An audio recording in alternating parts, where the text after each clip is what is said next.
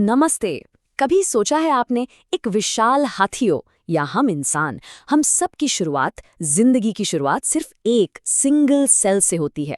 आखिर ये चमत्कार होता कैसे है? एक सेल से पूरा का पूरा जीव कैसे बन जाता है? इन सारे सवालों का जवाब छुपा है सेल साइकिल और सेल डिवीजन की इस अद्भुत कहानी में। तो आज हम क्या क्या कवर करने वाले हैं? पहले सेल साइकिल का एक बर्ड्स आई व्यू लेंगे, फिर इंटरफेज में झांकेंगे कि आखिर तैयारी कैसी होती है। उसके बाद माइटोसिस और मियोसिस की गहराई में उतरेंगे और आखिर में इन दोनों के बीच का फर्क समझेंगे। रेडी हैं? चलिए शुरू करते हैं। ओके, सो सबसे पहले आइए द बिग पिक्चर देखते हैं। आखिर ये सेल साइकिल है क्या चीज़? ये सवाल देखने में कितना सिंपल लगता है ना? कि कैसे एक सेल, बस एक सेल, पूरा का पूरा ऑर्गेनिज्म बना देता है। इस चमत्कार का, इस मैजिक का जवाब है सेल साइकिल। यही वो प्रोसेस है जो ग्रोथ, रिप्रोडक्शन और खुद जिंदगी की बुनियाद है। तो देखिए, सेल साइकिल का मतलब सिर्फ सेल का टूटना या डिवाइड होना नहीं है। बिल्कुल नहीं। ये एक पूरी well planned series of events है। सोचो, एक सेल पहले अपना सारा जेनेटिक मटेरियल, यानी उसके जीनोम को, उसकी एक परफेक्ट कॉपी बनाता है। फिर अपने दूसरे ज़रूरी पार्ट्स को सिंथेसाइज करता है और जब सब कुछ तैयार हो जाता है, तब जाकर वो दो नए डॉटर सेल्स में डिवाइड होता है। और अब देखिए इस डायग्राम को, ये बहुत अमेजिंग है। एक एवरेज ह्यूमन सेल को डिवाइड होने में लगते हैं 24 घंटे। पर आपको पता है, उस 24 घंटे में से 95% से भी ज़्यादा टाइम, सोच लीजिए 23 घंटे से भी ज़्यादा, सेल सिर्फ तैयारी करने में लगा देता है। इस लंबी तैयारी वाले फेज को कहते हैं इंटरफेज। असली डिवीजन जो एम फेज है, वो तो 1 घंटे से भी कम में खत्म। मतलब प्रिपरेशन इज एवरीथिंग। तो चलिए अब इस सबसे लंबे फेज, इंटरफेज को थोड़ा डिटेल में देखते हैं। पहले लोग सोचते थे कि ये रेस्टिंग फेज है, मतलब सेल आराम कर रहा है। पर बॉस, ये आराम नहीं, तूफान से पहले की शांति है। असल में सेल इस टाइम सबसे ज्यादा बिजी, सबसे ज्यादा एक्टिव होता है। इस तैयारी वाले फेज को, यानी इंटरफेस को, हम 3 पार्ट्स में डिवाइड करते हैं। सबसे पहले G1 या गैप 1। इसमें सेल मेटाबॉलिकली बहुत एक्टिव होता है, खूब खाता पीता है और साइज में बड़ा होता है। फिर आता है S फेज। S मतलब सिंथेसिस।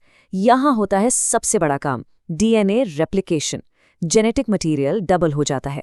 और लास्ट में आता है G2 या गैप 2। इसमें डिवीजन के लिए ज़रूरी प्रोटीन्स बनाए जाते हैं और सेल थोड़ा और ग्रो करता है। तब जाके सेल डिवीजन के लिए रेडी होता है। ओके, अब आइए एक सुपर इंपॉर्टेंट पॉइंट पर। नीट में यहाँ से क्वेश्चन बनता ही बनता है। ध्यान से सुनिए। एस फेज में सेल के अंदर डीएनए का अमाउंट तो डबल हो जाता है, मतलब 2C से 4C। लेकिन, और ये लेकिन बहुत इंपॉर्टेंट है, क्रोमोसोम का नंबर सेम रहता है, 2n का 2n। अब आप सोचेंगे ऐसा कैसे? तो सिंपल एनालॉजी से समझो। मान लो आपके पास एक बुक है, आपने उसकी फोटोकॉपी करवा ली। अब आपके पास कंटेंट तो डबल है, पर जब तक वो दोनों कॉपीज एक ही बाइंडिंग से जुड़ी हैं, बुक तो एक ही कहलाएगी ना। बस वही लॉजिक यहाँ है। डीएनए रेप्लिकेट होकर सिस्टर क्रोमैटिड्स बनाता है, पर वो एक ही सेंट्रोमियर से जुड़े रहते हैं, इसलिए क्रोमोसोम नंबर नहीं बढ़ता। अच्छा, अब एक इंटरेस्टिंग बात। हर सेल हमेशा डिवाइड होने की रेस में नहीं होता। कुछ सेल्स, जैसे हमारे हार्ट के सेल्स या ब्रेन के नर्व सेल्स, G1 फेज के बाद सेल साइकिल से एग्जिट ले लेते हैं, एक टाइम आउट ले लेते हैं। इस स्टेज को कहते हैं G0 या क्वाइसेंट स्टेज। इसका मतलब ये नहीं कि ये सेल्स मर गए हैं, नहीं, ये मेटाबॉलिकली बिल्कुल एक्टिव होते हैं, अपना काम करते रहते हैं, बस आगे डिवाइड नहीं करते। हाँ, अगर कभी ज़रूरत पड़े तो कुछ सेल्स G0 से वापस G1 में आ सकते हैं। तो सारी तैयारी हो चुकी है इंटरफेज में। अब टाइम है असली एक्शन का, एम फेज। और एम फेज का पहला पार्ट है माइटोसिस। इसको इक्वेशनल डिवीजन भी कहते हैं। इक्वेशनल मतलब इक्वल, क्योंकि इसमें जो डॉटर सेल्स बनते हैं उनमें क्रोमोसोम का नंबर पेरेंट सेल के बिल्कुल बराबर रहता है। हमारी बॉडी में ग्रोथ, जख्म का भरना, सब इसी की वजह से होता है। और हाँ, जब यही माइटोसिस आउट ऑफ कंट्रोल हो जाता है तो वही कैंसर का रूप ले लेता है। तो न्यूक्लियस का डिवीजन, जिसे हम टेक्निकली कैरियोकाइनेसिस कहते हैं, ये एक कंटिन्यूअस प्रोसेस है। पर समझने की आसानी के लिए हमने इसको 4 स्टेजेस में डिवाइड किया है: प्रोफेज, मेटाफेज, एनाफेज और टीलोफेज। और इसको याद रखने की सुपर ट्रिक है PMAT। बस ये याद रखो, PMAT, सिंपल। चलिए शुरू करते हैं P से, यानी प्रोफेज। सोचो, सेल के अंदर डीएनए एक उलझे हुए धागे यानी क्रोमैटिन की तरह पड़ा रहता है।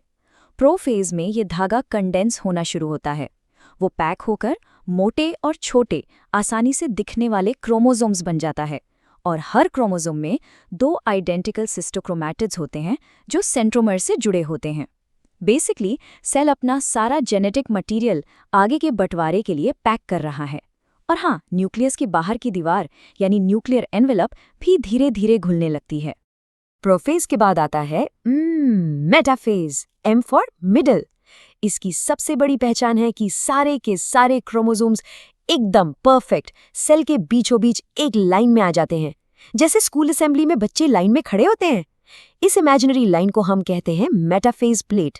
और यही वो बेस्ट स्टेज है जब हम माइक्रोस्कोप में क्रोमोसोम्स की शेप और साइज को सबसे क्लियरली स्टडी कर सकते हैं। इसीलिए ये बहुत इंपॉर्टेंट है। मेटाफेज में सब लाइनअप हो गए। अब आप एनाफेज, ए फॉर अवे। यहाँ होता है असली सेपरेशन। हर क्रोमोसोम का सेंट्रोमियर बीच से स्प्लिट कर जाता है और जो सिस्टर क्रोमेटिड्स अब तक साथ थे वो एक दूसरे से अलग हो जाते हैं और ऑपोजिट पोल्स की तरफ दूर जाने लगते हैं। उनको स्पिंडल फाइबर्स खींच लेते हैं। The great separation. और फाइनली टेलोफेज। ये स्टेज प्रोफेज का आईने में रिफ्लेक्शन जैसा है, सब कुछ उल्टा। जो क्रोमोसोम्स ऑपोजिट पोल्स पर पहुंच चुके हैं वो वापस से डीकंडेंस होना शुरू कर देते हैं, मतलब वापस से धागे जैसे बन जाते हैं और उनके चारों तरफ एक नया न्यूक्लियर एनवेलप बन जाता है। तो अब एक ही सेल के अंदर 2 नए न्यूक्लियाई तैयार हो जाते हैं। ओके, तो न्यूक्लियस तो 2 बन गए, पर सेल अभी भी एक है। अब बारी है साइटोप्लाज्म के बंटवारे की। इस प्रोसेस को कहते हैं साइटोकाइनेसिस। एनिमल सेल्स में ये थोड़ा अलग होता है। सेल मेम्ब्रेन बीच से अंदर की तरफ पिंच करती है, जैसे हम बलून को बीच से दबाते हैं और धीरे धीरे 2 अलग सेल्स बन जाते हैं। लेकिन प्लांट सेल्स में वहाँ तो सेल वॉल होती है, तो वहाँ बीच में एक सेल प्लेट बनना शुरू होती है जो बाहर की तरफ ग्रो करके सेल को 2 हिस्सों में डिवाइड कर देती है। चलिए, तो मिटोसिस तो हमने समझ लिया, ग्रोथ और रिपेयर के लिए जरूरी। पर अब सवाल ये है, सेक्सुअल रिप्रोडक्शन के लिए क्या? उसके लिए हमारे पास एक स्पेशल टाइप का सेल डिवीजन है जिसका नाम है मियोसिस। इसको रिडक्शन डिवीजन कहते हैं क्योंकि इसमें क्रोमोसोम नंबर आधा हो जाता है और यही वो प्रोसेस है जो हम सबको एक दूसरे से यूनिक बनाता है, यानी जेनेटिक वेरिएशन लाता है। अब मियोसिस की खास बात क्या है? देखिए, इसमें एक नहीं बल्कि 2 डिवीजन होते हैं, एक के बाद एक, मियोसिस I और मियोसिस II। पर इसमें ट्विस्ट ये है कि डीएनए सिर्फ एक ही बार कॉपी होता है, डिवीजन शुरू होने से पहले। 2 डिवीजन पर डीएनए रेप्लिकेशन सिर्फ एक बार। इसी वजह से रिजल्ट में क्रोमोसोम नंबर आधा हो जाता है। एक डिप्लॉइड सेल से एंड में 4 हैप्लॉइड सेल्स बनते हैं। मियोसिस का प्रोसेस थोड़ा माइटोसिस से काफी ज्यादा कॉम्प्लेक्स और लंबा है और इसका सबसे कॉम्प्लिकेटेड हिस्सा है इसका पहला ही स्टेज, प्रोफेज I। ये तो अपने आप में एक पूरी कहानी है। जैसा मैंने कहा, प्रोफेज 1 बहुत लंबा है, इतना लंबा कि इसको आगे 5 सब स्टेजेस में तोड़ा गया है और इनका सीक्वेंस याद रखने के लिए एक बहुत फेमस निमोनिक है। लेला, जरा पानी दे दो। L से लेप्टोटीन, Z से जाइगोटीन, P से पैकेटीन, D से डिप्लोटीन और D से डायाकिनेसिस। इसी स्टेज के दौरान सारा इंपॉर्टेंट काम होता है, जेनेटिक वेरिएशन वाला। तो आखिर इस प्रोफेज 1 में होता क्या है? 3 मेन चीजें होती हैं। पहला, जाइगोटीन स्टेज में होता है सिनेप्सिस, मतलब होमोलॉगस क्रोमोसोम्स, एक मॉम से मिला, एक डैड से मिला, आके जोड़ी बना लेते हैं। फिर पैकेटीन में होता है क्रॉसिंग ओवर। ये सबसे इंपॉर्टेंट है। इसमें ये क्रोमोसोम्स आपस में अपने कुछ हिस्से एक्सचेंज करते हैं, जीन्स की अदला बदली। और डिप्लोटीन में हमें चियाज़माटा दिखते हैं। ये एक्स शेप के पॉइंट्स होते हैं जहां पर एक्चुअली क्रॉसिंग ओवर हुआ है।